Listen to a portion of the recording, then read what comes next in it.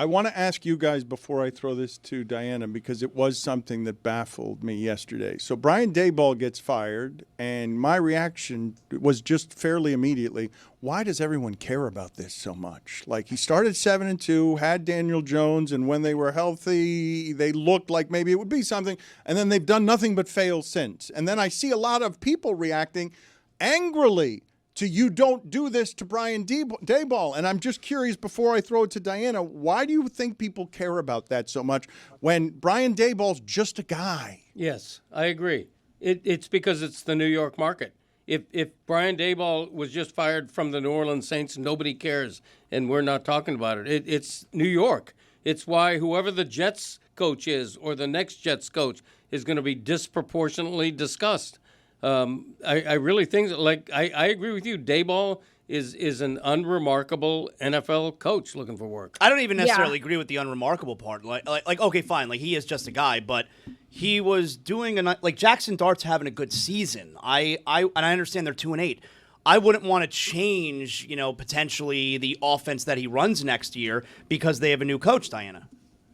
Yeah, the New York market thing, I'm with you, Greg, on it, and sometimes I still think that gets blown out of proportion, yet look how many people we've seen leave New York and have success, just from the players, right? Like Daniel Jones, Leonard Williams. Maybe this will be Brian Daboll's future, where he has success outside the Giants. Saquon Barkley, right? But Dan, I was with you a little bit from no one was surprised that Brian Daboll got fired, right? We've been talking about it every single week. I think what happened here was, because the quarterback has shown that he is talented and could be the guy here, and the relationship between him and Brian Daboll seemed to be the best part of watching this New York Giants team before they collapsed against Denver and lost to Philly and just really started losing against the Niners. I think there was a moment here where you went, okay, if you're the New York Giants and you have the quarterback, what do you want? Well, you want a really good offensive play caller because this kid has potential. Who's a good offensive play caller? Oh, Brian Daboll. Remember what he did with Josh Allen? Oh my gosh. Oh wait, he's our head coach. So I think there was belief that now is the time, the best version of Brian Daboll is here. Unfortunately, the reality is Brian is a good offensive coordinator. He is not a great head coach because so much comes with it. And I think that's why in this next chapter of the New York Giants, in terms of what they're going to be looking for, I would lean more towards them searching for we talk about this kind of in a funny tone, but leader of men, right? Someone that is going to hold the best players accountable. Who's that? On both sides of the ball. Who's right? that? Well, who's out there, right? So you've got an Anthony Weaver in Miami, who has a really great reputation with his players for being a disciplinarian yet understanding. You've got a Lou Anarumo, who interviewed once before. He's the Colts defensive coordinator. He interviewed for the Giants job, and from what I recall, he interviewed very well, and it was close. Brian Daboll got the job in the end. Look, Mike Tomlin's name is floating around there right now because we don't know what the future in Pittsburgh will be. I think we have this conversation every year. What happens? He stays in Pittsburgh because that's how they do it. I just think the model for John Mara, like what he should be looking at in terms of what do I want this to be and look like, I think they need to look at New England. You get the leader of men and you get the really good offensive coordinator. The answer of just getting the OC as the head coach, from history, doesn't really work out as well. And I think this Giants team needs that. I think they've tried all the other ways. I think this is a time where they need to find the guy that's going to be the disciplinarian again, because that's when they've had success. Can I get a ruling from the group here who have raised children? I don't have children, so I'm not going to judge Diana's parenting skills, but I think she's doing something with her kids that some parents might say is not something that you should do. Now, how old are your kids, Dianna? 4 and 3. Okay, so she has been picking up the phone when they're misbehaving, and this works, undoubtedly. And she has been threatening that she's about to call Santa Claus. Yeah, that's a good move. That is a good move. That's a good move. Yeah. Good for you, Dianna. Yep. Okay. Is it too early? No. Never. No, I mean, is it working?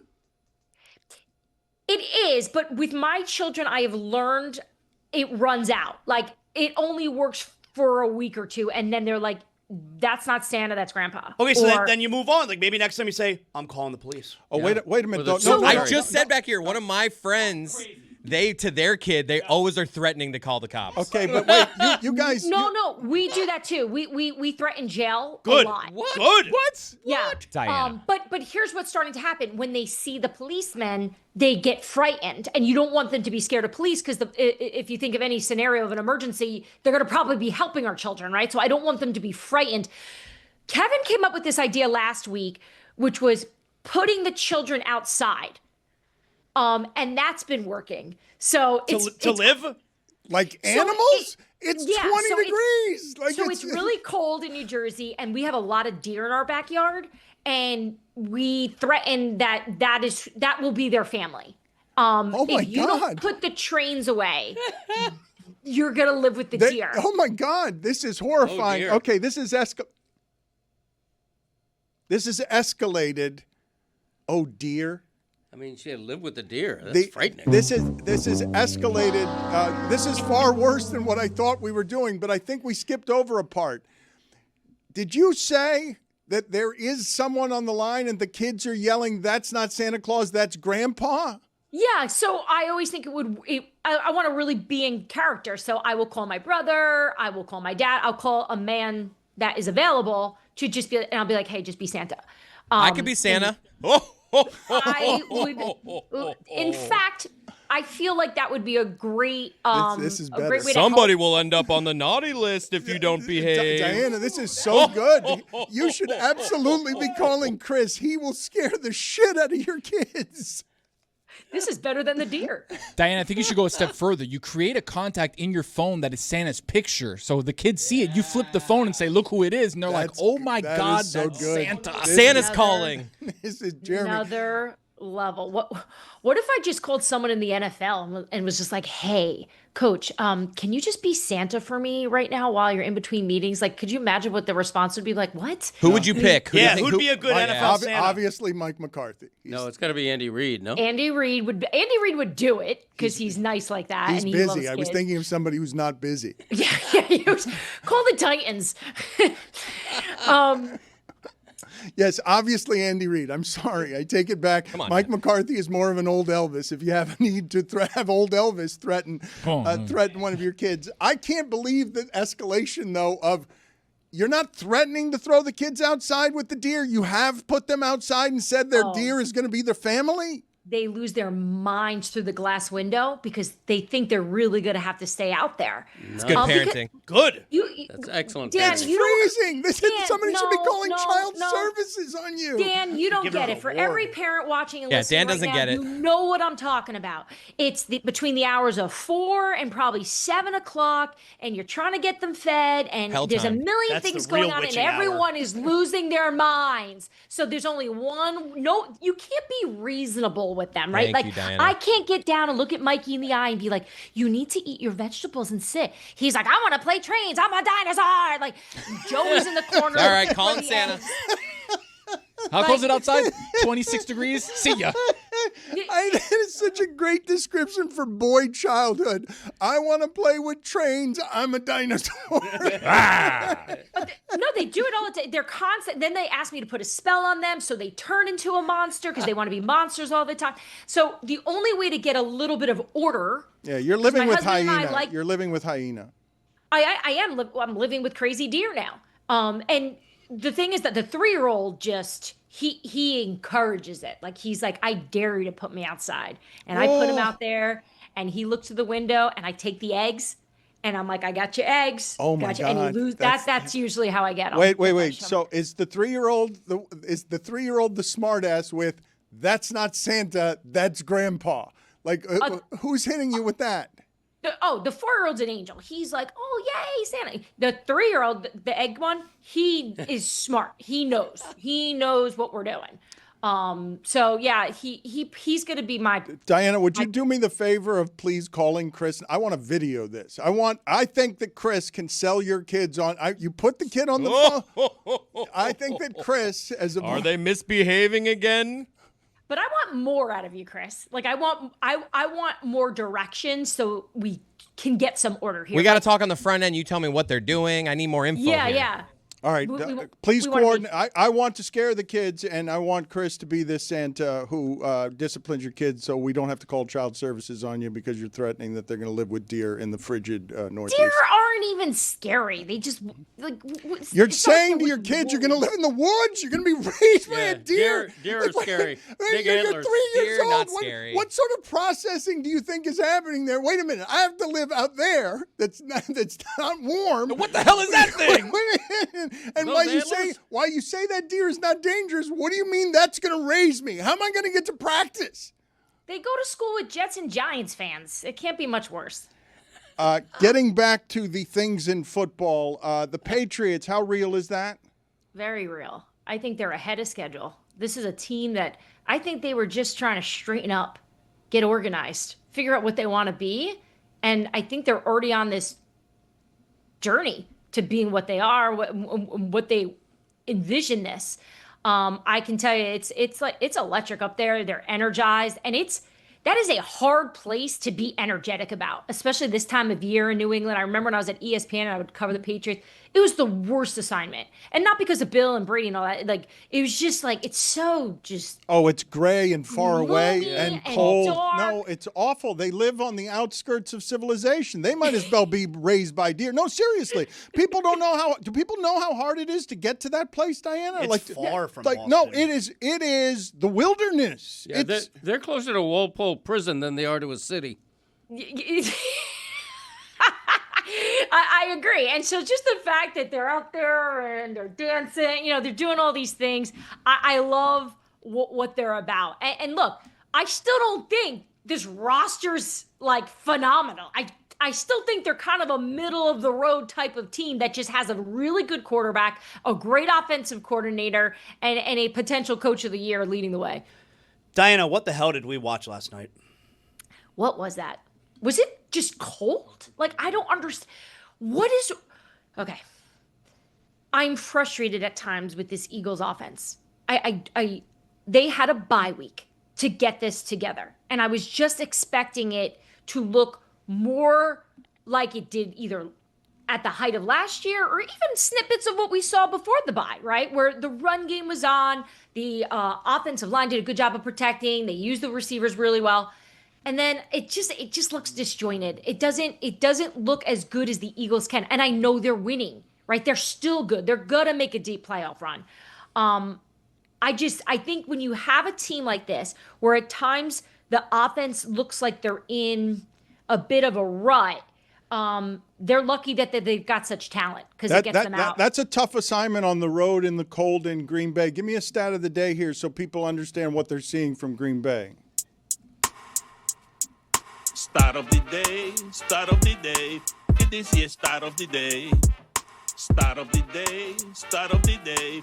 It is here, start of the day. Start of the day, start of the day. It is here, start of the day. Start of the day, start of the day. It is here, start of the day. The Packers have allowed, this is from OptaStats, the Packers have allowed just 39 total points and 780 total yards in their 3 losses this season. That's the first NFL team to allow fewer than 40 points and fewer than 800 yards over their first 3 losses of a season since 1940, since the Lions. Now, 2 inexplicable losses, Carolina and Cleveland. But that one last night is not inexplicable. Like, that's a good defense they're playing, and Philadelphia... Look, I know they won 20 of 21 or 21 of 22. Winning on the road at Green Bay, if you're Philadelphia, no matter how you do it, is a victory. Like, that's something that no one's so spoiled that they can't appreciate, that they're going to complain after that. Yeah, no, sure. And you look at the teams that they've beaten this year. This is not like they have some cupcake schedule. They've played really good teams. So, look, Philly is really hard to dissect because we know what the roster looks like. Even look at Jalen Phillips. They just trade for him, and he immediately makes an impact. Like, they do a really good job on both sides of the ball. But I think it's understanding what they could be is the frustration, right? A.J. Brown, 3 targets again. What is this going to turn into by the end of the season, and how are they going to get him more involved? Because I think that's what he wants, and I think that's what they want to do because he's that good. So, look, they're at the top of the NFC. they've got Seattle and the Rams, who to me are the best teams playing right now in football. Let's get the tiers of tears for for Dianna. Let's get these ready so that she can make a ruling for us before we let her go. And can you guys get for me the Jalen Phillips tweet, please? Because he had a forced fumble last night. He had a recovered fumble last night. He had 4 pressures, no sacks. He's going to be helped by that defensive line, which doesn't particularly need his help. But Howie Roseman does what the Bills did not, because they got another pass rusher in Philadelphia in Jalen Phillips. When you look at everything, the totality of people complaining in Philadelphia that the offense is not doing enough, I want to ask you a question about Lane Johnson, their right tackle. Is there a better right tackle in football? No. Where do you put him on most important players the Eagles have? Like if I said 1, 2, 3, 4, 5. He is the best player on offense for the Philadelphia Eagles. Lane Johnson is the best player on the Philadelphia Eagles. I don't think people know this. Like I think people like you know this. I don't think the people listening to this, they talk about A.J. Brown and they're talking about all the other players that play offense for the Eagles. But that guy gets hurt last night. All of a sudden, they're going to have problems. Let me be even clearer. It is my opinion, but it's also from me asking the people on the Philadelphia Eagles team recently about this. I've had conversations with guys. Who is the best player on the team? And it is not even questioned. It's always Lane Johnson. Always. He's the best right tackle ever. And do you dispute this? I don't dispute this. I'm saying yes. The next player is where I step into some spicy stuff, because I have said that I thought A.J. Brown was the second best offensive player on the Philadelphia Eagles, and I think a lot of the world believes it's Saquon Barkley. So that's another. Well, A.J. Brown believes that it's A.J. Brown. Correct? Like that. He believes he's being held back by everything they're doing in Philadelphia as champions, correct? He does. I think he just wants to be part of this game plan consistently throughout the game, not just in moments when they need him, like trying to go for it on 4th down, right? I mean, I'm not sure what happened there in terms of him going up for the ball, but to me, this is like, it's the same thing week in and week out. And look, Howie Roseman got calls. People poked around a little bit. There was some chatter. Would they move A.J. Brown? And Philly they were not doing it. They were like, unless it's a blow you away deal, we are not moving him, despite the fact that we know it's not the perfect scenario. Dianna, were the Patriots one of those teams that called about the Eagles, A.J. Brown's availability? In the offseason, I know they had some conversations. I don't know how aggressive they were this time around. I know that they were looking more on defense during the trade deadline than they were on offense. So, look, it makes all the sense in the world in this upcoming offseason. If they were to move A.J. Brown, New England being a place where he lands because of his relationship with the head coach, but also he could definitely be used in New England at this point, right, as they're trying to build this thing. Let's speed her up, Roy. Let's speed her up. Let's get out of here. She's the host of Scoop City with The Athletic. She's the senior NFL insider for The Athletic. Dianna, is Joe Burrow returning this month? No, he is not. I think the hope has been December this whole time. I still want to see it, though. I think injuries are hard to determine. Is the writing on the wall for Kyler Murray in Arizona? I do believe so. I think this is going to be a really hard decision for this team to make, but I think we're seeing it, right? They're showing us and telling us what direction they're going in here at quarterback. And look, there was a time where I think all of us would be surprised that Kyler Murray wasn't going to be the starting quarterback for Arizona with how he was playing and some of the runs he was making and really some of the athleticism. But I just don't think what he's doing there is good enough for this regime. Is there a market for Kyler Murray? Where does it start? Yeah, I definitely think there's a market. Look, there's going to be plenty of teams that are going to be looking for quarterback next year, right? You look at the New York Jets right now. They would give anything to have somebody. I keep joking that if Joe Burrow comes back, Joe Flacco should go to the Jets.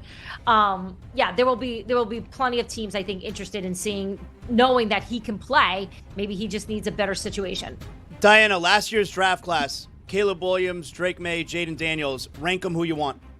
Drake May, Caleb Williams, and Jaden. And look, I'm taking this away from Jaden only because he's been hurt, right? Like, I don't know what he would be if he was able to be out there, but I love what Ben Johnson and Caleb Williams are doing, and he's doing a better job in the pocket, but he was drafted because of his off-script play, and it's been remarkable the last few weeks. That is where he has shined, and he's got the clutch gene. I love this about this kid. He wants to win games, and he knows how to do it when the pressure's hot. The clutch gene. Hot or high? No, she's Is right. pressure She's right. high or The hot? pressure She's is 100% hot. right. I mean, you just dismounted with a diarrhea of cliches. Clutch gene. He does. The pressure. How the else pressure would you like when me it's to say? hot. When the pressure he can is finish. high. What do you want me to say? It's just diarrhea. I'll tell you who's clutch. See that Jaime Jaquez Jr. last night? Diana does not think about Jaime Jaquez Jr.'s as. She better start thinking about how many. Maybe you want to And start. Norman Powell. Do you remember when the Rams were going to trade or let Stafford go to the Giants? Oh, I do. I remember it well. We were in Indy at the NFL Combine, and if you recall, the Rams were being a little wishy-washy on what they wanted to do because they didn't want to pay him more money, and the New York Giants were sitting there waiting, kind of begging, please come play for the New York Giants. The Las Vegas Raiders were willing to pay him tons of money for him to be the Raiders' starting quarterback. But in the end, he never even wanted to leave California, and they were able to get that deal done. But what it could have been, right? If Matthew Stafford, this is a team that looks primed, ready to go for the Super Bowl with Sean McVay. If he was in New York, would Brian Daboll still have his job?